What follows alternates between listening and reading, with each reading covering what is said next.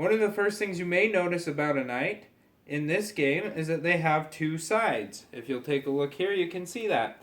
You've got a black and white side and then a colored side.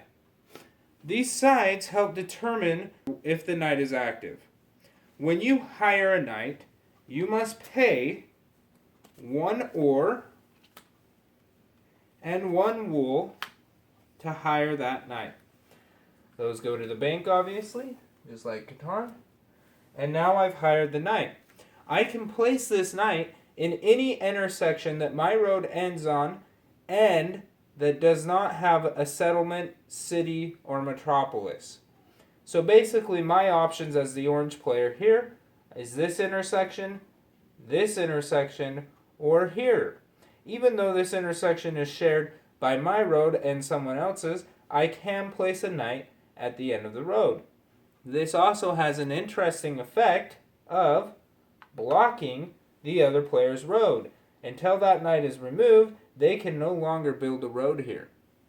This might be useful for me if I want to build a road there but don't have the supplies.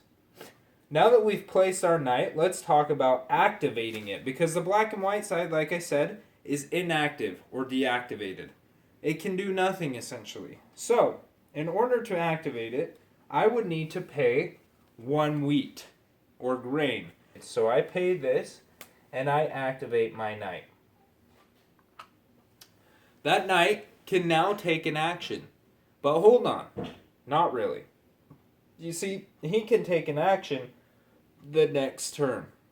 You cannot take an action with the knight the very turn that you activate him. So if I activate him on the first turn I buy him, that's fine, I can do that. But I won't be able to take an action with the knight until my next turn.